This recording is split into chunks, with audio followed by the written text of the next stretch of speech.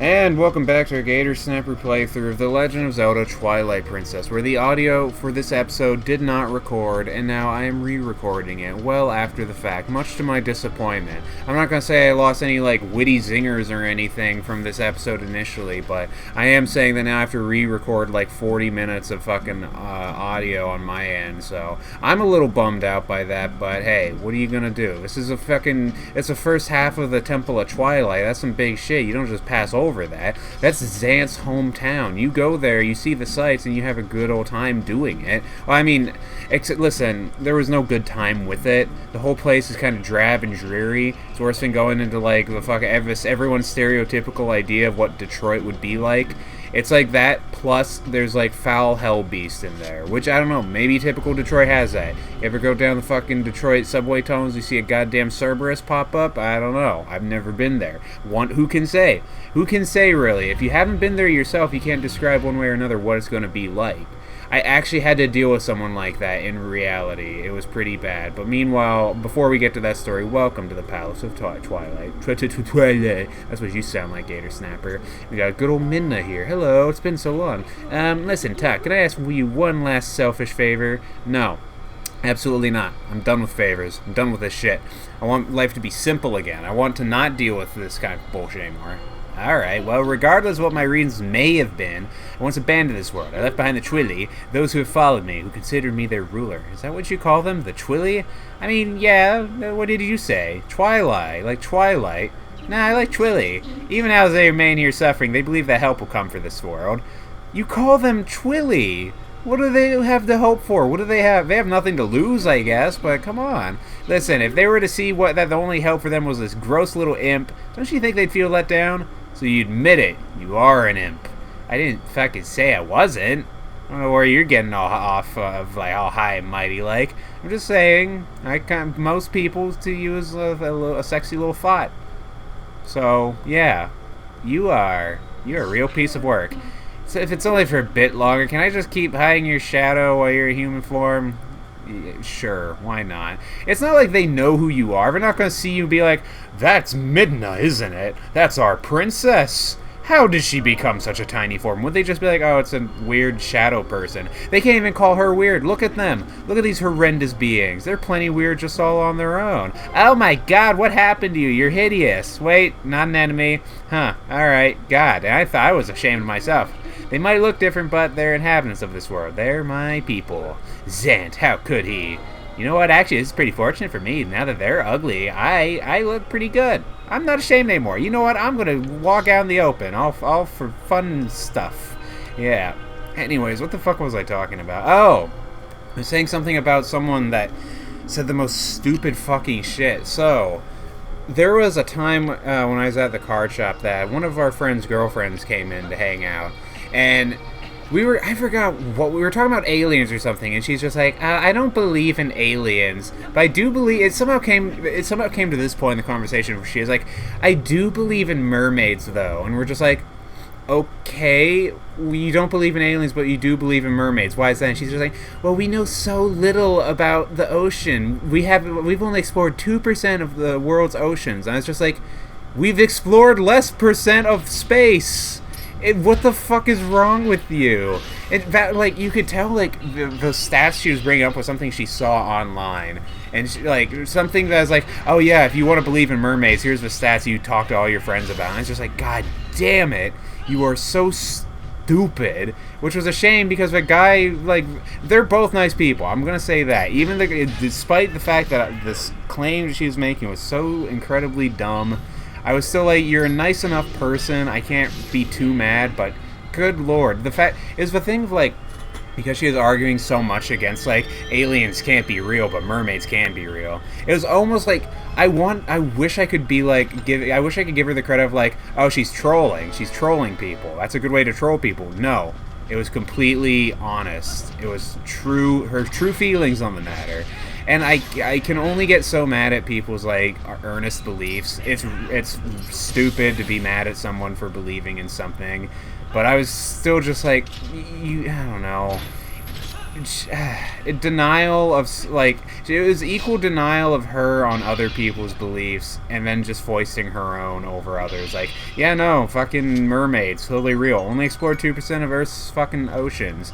Yeah, great God, these fucking fellows. These, like, Zant actually has enemies in his own base. Minions, rather. He would call them minions. He has minions that are the fucking shape of his own head, floating around shooting laser beams at people. I just, like, imagine, like, back in the throne room, he's just like, who can I have to guard my palace?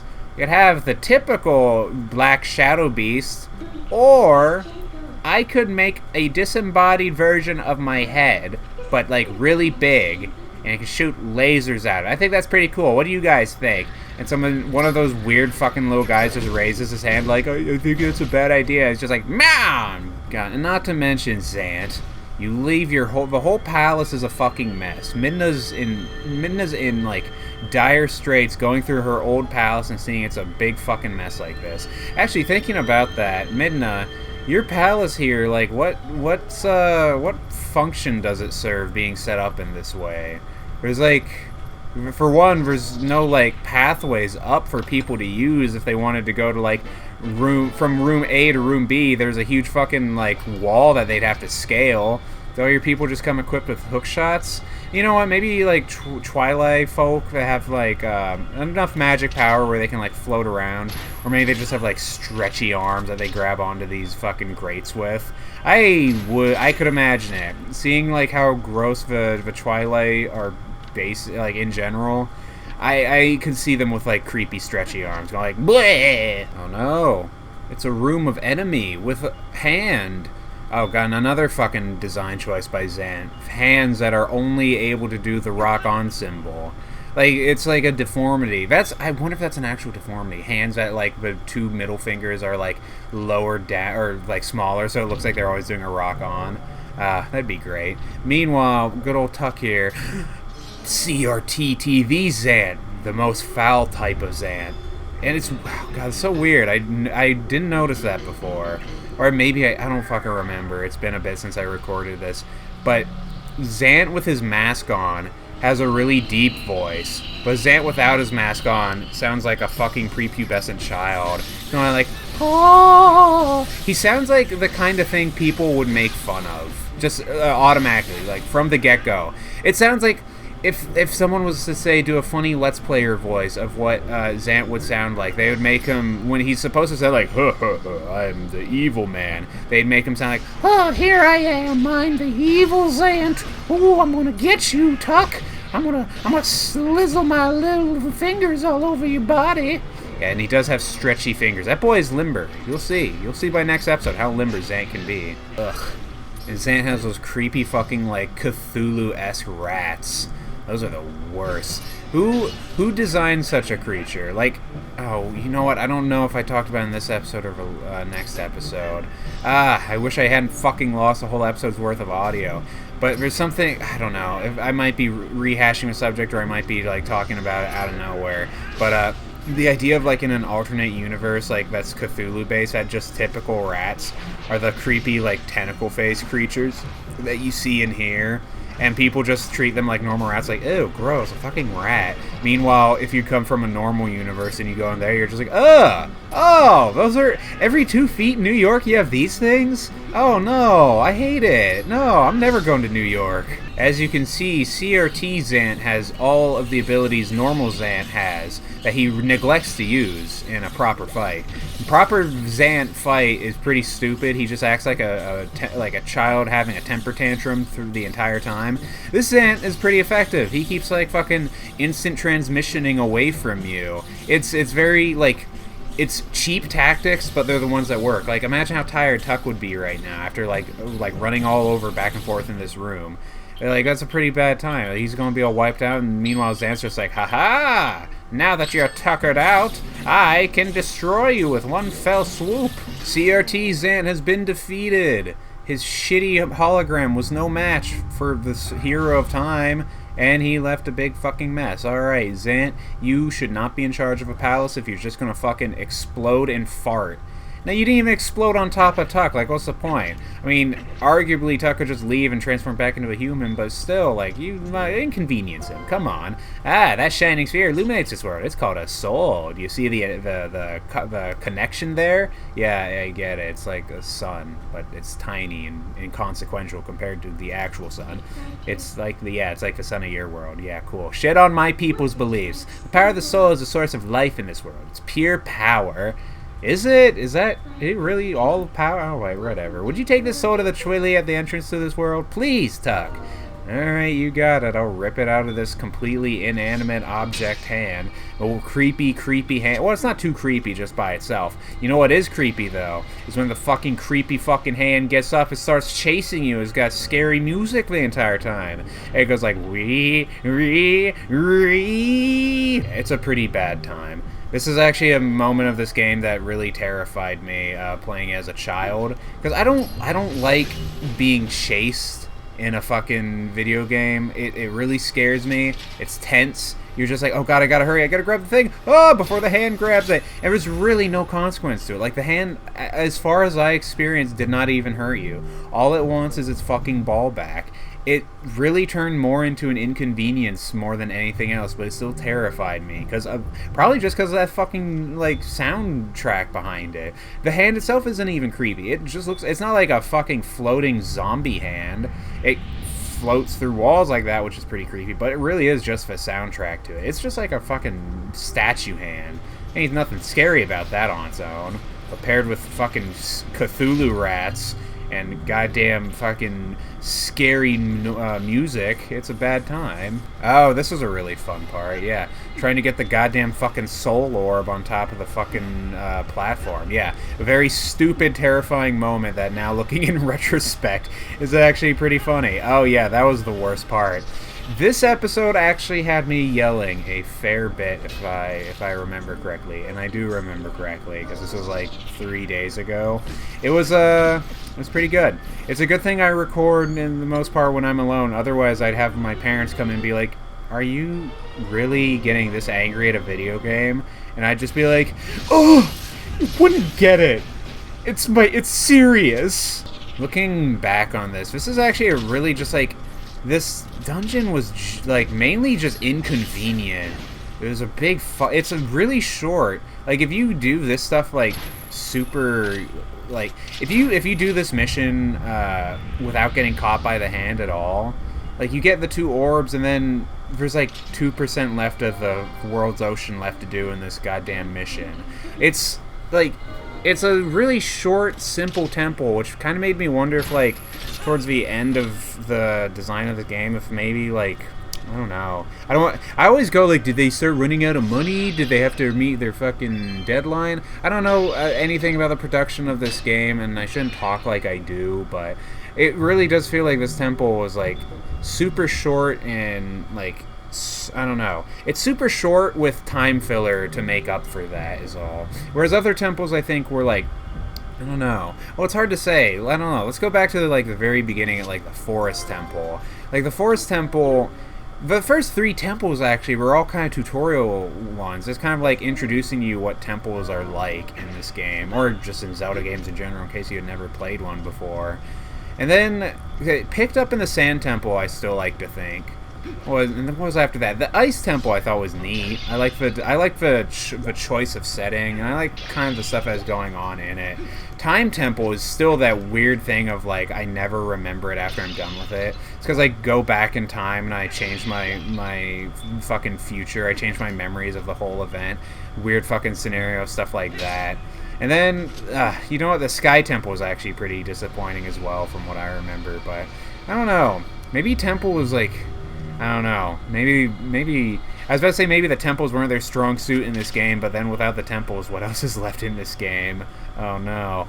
It's also weird that with this game, like, the idea was they were trying to get back into being kind of spooky scary like they were with Majora's Mask. And then, like, they do it a couple of times throughout the game where it's admittedly, like, a little creepy, a little weird, and that I appreciate that. But it's also kind of broken up in large parts throughout the game of, there's moments where, like, it diffuses all of that. Like, I think, I don't know. I don't know. I think it'd actually be worse, maybe, if, like, the entire game was like that. Be, like, a really somber, kind of, depressing game, maybe. I don't know. Like, I'm trying to think of, like, would it... I don't know. Majora's Mask was creepy throughout, wasn't it? But I don't know, it also diffused tension, I think. Because there's moments where it's like, oh yeah, this is silly. There's silly moments in this game. What was different? Maybe just because this game was fucking boring. I don't know. God, I'm saying all this stuff after I've recorded, like, the final episode where I was saying, like, I mean, I have a biased opinion of liking this game, and then right here, I'm just like, I mean, fuck, this game was boring and stupid. I have a weird thing about, like, stuff I like. The best, like... I don't know, the best fucking example to draw off of in that regard is probably, like, when I was a kid, if there's songs, like, me and my brother liked, I would always sing them, but kind of in, like, a joke, stupid voice. I still do it. I'll sing songs in a jokey, stupid voice all the time. And that would annoy the fuck out of my brother. He'd be like, ugh, why are you making fun of my songs that I like? And I was just like, I'm not making fun of it. I like it. Oh, and speaking of like it, this guy is, I don't really like him. And he makes these weird kind of orgasm noises. Yeah, no, just fucking Midna, your people are fucking hideous. I'm sorry to say it, but they look like this. And I've seen you in your other form. You look significantly better than this. What is up with that? Has there been, like, inbreeding amongst the common folk of your society? Do you even have more to your society than just this one tiny area? I feel like this is all there is to the Twilight realm. Ugh, they're so gross, too. It's just like 3 floating islands with like 6 people that live here, and that's that. It's amazing they had like a fucking military invasion force. Tuck, there should be one more soul. If we can find that, it should lead us to Zant somehow. Inexplicably so. I don't know. Yeah, I don't know. The fact that, like, that... I don't know. I wish there's more of a world, or at least the implication that there was a world in here. Well, I don't know. Look, there's like a floating fucking city over there, I mean, at least a floating tower. There's like other people living in places like that. I don't know. It's hard to say. I would assume that there have to be more people living in the Twilight realm, but as far as like designing the game goes, I think it's just like... the whole idea of the Twilight realm is just a means to an end of throwing in another temple. Because, like, as far as we know, all there is in the Twilight realm is just this space, the fucking Palace of Twilight, and that's it. Which is kind of like, oh, well, that's disappointing. I want a whole Twilight society. But not like the Twilight society of vampire weirdos. We don't want that. We want those people gone. That's another... That's, like, completely dropped off now, right? People aren't, like, still super big into Twilight. That's got to be a thing of, like, people have grown up. They're just like, yeah, no, now that I'm older, I realize the Twilight series, not so solid.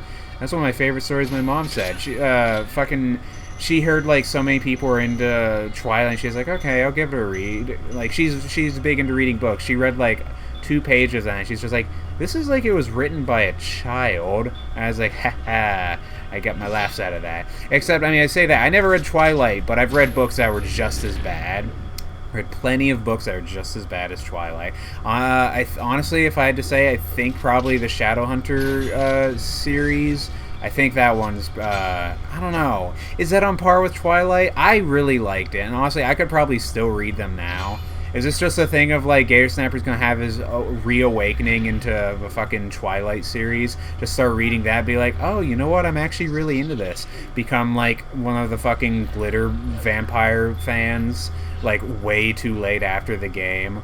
Go to, like, a Twilight convention, bare-bodied, fucking covered in, like, glittery oil. I'm just like, bring back Twilight! And people are just like, oh, we didn't know this was still a thing. The author, Stephanie Myers, is just like, oh, well, that's flattering, but can you put your shirt back on? I'm just like, no, I must live the ways of Edward Cullen? Is that it? I don't know. I think it's Cullen, isn't it? Or is that the actor's name? Is it the actor, like, something, Edward Cullen? No, he's Edward Cullen. I don't fucking know. It's Twilight. I don't know shit about it. Take that, stupid Zanhead. You're not my president. God, what if... this is probably... It's gonna sound like one of those stupid fucking Let's Plays making fun of Trump things, but... What if in the White House, Trump just had a bunch of floating Trump heads, like, flying around the premises? It would, like, shoot shit at people. It'd just be, like, these little... Or, no, not little. These giant floating Trump heads going around the fucking, like, front lawn of the White House, just being like... get out of our property, get out of the immediate vicinity of the Trump estate. They just fire these, like, shitwads at people. I would be tickled by it. I would see that and be like, ha ha ha ha, that is amusing, but I do not like the person. Oh god, these things fucking running out of the darkness is actually a bad time. I did not notice it initially playing through here. Like, it's creepy. It's significantly creepy. These guys are creepy. Honestly, I wish it was another one of the things they had done more with, like, enemies from Twilight. Also, I wish they had more, like, varied enemies of Twilight. Well, I say that, but I guess they have, like, the Twilight bats, the rats, the kind of goblin-looking guys. I don't know, but I always thought those were just, like, the corrupted versions of normal enemies. Whereas, like, because you have the normal Twilight enemies, like, those, like, lumbering around guys that you always had to beat to get, like, a warp portal, I kind of want more enemies like that. And I wish they had, like, creepier movements. Like, I wish they walked around the ground like the goddamn Grudge. That would be fucking terrifying, wouldn't it? Especially coming out of the dark like this. You know, at that point, that's probably too fucking scary for a goddamn kids game, isn't it? Alright. So good thing that while I record my pre-recorded gameplay footage like this, I'm able to get on my mobile device and play everybody's favorite mobile game, Epic 7. Yeah, remember how in Assassin's Creed Odyssey one day I was talking about how I played Fate Grand Order? Nah, fuck that. Fate Grand Order, old school. It's all about Epic 7 now, which is actually true in my fucking life. It's a really fun mobile game in my eyes. It actually... fucking hell, am I actually trying to advertise Epic 7? I just like the fucking game. I'm not being sponsored by it. You know what, though? If I was being sponsored by it, I'd be all over that. But, genuinely, I do have a good time with this game. And there's a new update! Whoa! Oh, it's a fucking map! Oh, we're about to fight another CRT, boy. Don't worry. The fucking CRT Zan ain't shit. All he doesn't even do... If they change it up a little bit, I'd be all for that, but no. Instead, they're just like, yeah, same fucking fight, here you go. And all he does is drop a bunch of mob enemies on top of you. Admittedly, that is something I would do in a D&D session. Like, I fucking throwing mob enemies at someone in a room they have to go through, I'm all for that. Actually, on that subject, there is a homebrew campaign I've been running with a group of my friends that, for the most part, they haven't actually done any, like, dungeons yet, but they're about to head into one of the proper ones I'd made forever ago. I was going through the maps again, I was like, these maps are fucking boring. How can I spice them up? And then I was, like, really considering, like, what can I do to make, like, because I don't want to make a new map. I'm too lazy for that. So then I was like, wait a minute. Video games have maps in them, and then I was just like, what if I just take maps of, like, big areas in games, just use that? I'm sure that falls under copyright laws, but it's a good thing I don't fucking get paid doing fucking D&D stuff. If I did, God knows I'd be making my own maps at that point. But when I want to make a bunch of quick maps, all of a sudden, you bet your fucking ass if I have a water temple, I'm stealing one from fucking, I don't know, Twilight Princess. The only one I came up with so far, the only one I've copied up so far is there's this palace that they're going to be going to. That's just like, let's use a palace in Tales of Vesperia. Because it's a pretty, like, plain map, and that's kind of what I need in this situation. It's a plain map that also has a lot of space so I could add in, like, secret tunnels and shit like that. But yeah, the stuff I have so far, I'm just like, nah, change it up, make it cool, make it better than it is. That's what I like to do. Make things better by copying them. I am actually on the curious side of why Zant has, like, a CRT hologram of himself just kind of, like, teleporting around rooms like this. Is it a thing, like, he keeps track of his own guys like that? Is it just, like, I don't know, can't you get, like, better quality, too? I mean, you know what, CRTs were probably still, like, the vast majority of what TVs people were using in this time. But still, like, come on, go plasma. You know, what if in, like, the HD remaster, it's just, like, a crisp, clean copy of Zant? Yeah, no CRT look to it at all. I don't know, we're in the past, it's magic, who knows what holograms are like. Well, apparently they're made out of something that explodes in shadowy fucking gas. It's disgusting, Zant. Clean up your mess. That would be the perfect ending for this game in my eyes, where instead of doing what you do to Zant, you actually call his mom, and his mom comes and it's just like, Zant, what have I told you about making a mess in the Twilight Palace? And he's just like, Mom, I'm trying to rule over the world with an evil iron fist. And she's just like, Zant, eat your vegetables or I'll whoop your ass and fuck you. And he's just like, no, not again, Mother. This is a weird headcanon I've come up with for an evil character. You know, I think what would have, like, I think a good portion of, like, making this particular challenge more, like, stressful and challenging would be, like, if there's a moment where you had to let the hand grab the ball in order to complete a puzzle, I think that'd be a little creative, like, because, like, whatever you could, like, drop it somewhere and you have to go up where your vision of the ball itself is obscured until the hand grabs it and carries it back up, and then you have to grab it. I think I would have liked that. Fuck, why don't I design video games? Fucking Naomura or Almura, whoever's in charge of Zelda now. I want to make a Zelda game. You hire me. Pay me $8 trillion per idea I come up with. Oh, God. I think this was a moment in-game where I started screaming again. I was like, how in the fuck do I climb up to the top? Yeah. It was actually a stupid solution, too, if I remember correctly. I thought you had to throw it into the fucking hole. No, I think all you have to do is, like, just set it in the hole and move quick enough. Which, admittedly, like, I don't know. I always like to overthink solutions to puzzles like this. I'm always like, oh, no, you have to do something special. It can't be that simple. You can't just put it down and run over to it. I mean, like, throwing it into the hole makes sense to me in my head. Like, I think that's a fair solution for the puzzle here. But then, it just wasn't like that. It was stupid. It's just put it down and run quick.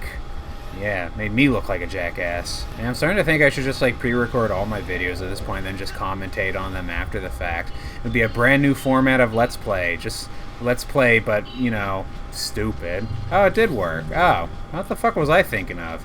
Huh, I guess for some reason I thought I just had gotten it the other way. Alright, well, I'm stupid. Now, if that room was annoying to me in the past, it's this room that made me fucking die on the inside.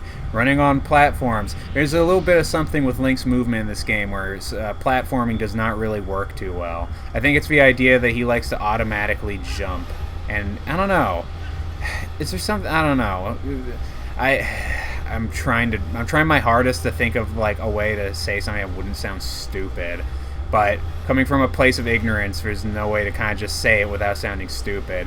But there's a way, like, when he jumps forward like that, where it's like you have no control over your move. You're just kind of dedicated to moving in one, like, straight line as you do so. Which, I don't know how that's different from if you just jump normally. I don't know. It's one of those games where you kind of control how, like, in midair, how you jump.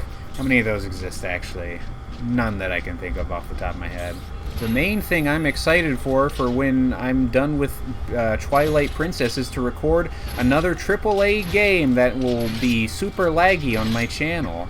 That makes me sad. So many games I want to play that I just don't think my computer can handle anymore. The idea should be to get a new fucking computer, or at least a new fucking, like, I don't know, graphics card or something. Anything to make it run better, but, so much money. That's a big problem. Money's expensive. On that subject, I did help my friend out with getting a laptop just the other day. And I don't know, maybe... I don't know, computers aren't... I don't know, they're expensive, but it's, like, manageably expensive. I don't know, it's just also thinking, like, we went by a Staples and a Best Buy. The Staples, of course, didn't have, like, any of the types of computers I was looking for. But then the ones that, like, Best Buy, I didn't know if I could trust them or not, because, like, there are ones that are advertised, like, gaming computer. But then there's that whole debacle where it's, like, Walmart's gaming computers that were just actual fucking ass.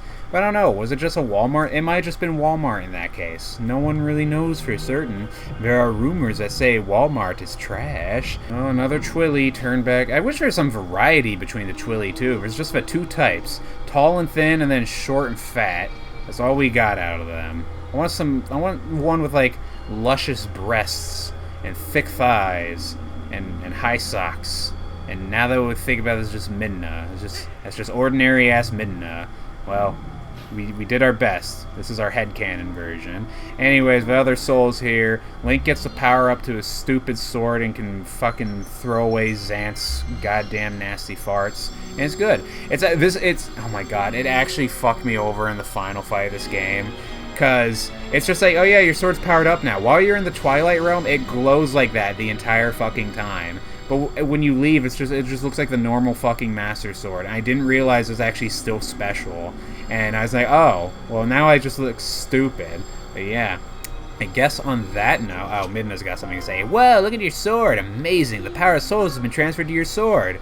And you took away the only source of life on my domain to put in your sword. Wonderful. The guardian deities of my world are on our side, too. I didn't actually realize you guys had those. You really are the chosen one, Tuck. A true hero. As long as you have that sword, you should be able to repel the shadows Xant has spread, and maybe other things that bad guys in this game would use. Yeah, thanks, Midna. Look at that. See how bright it glows? It doesn't do that in the fucking normal world. It just makes me think it only works here. But you know what? On that note, I can finally end this little clusterfuck of a re-recording episode. So yeah, this has been a Gator Sniper playthrough. See you guys in the next one. Later, everybody.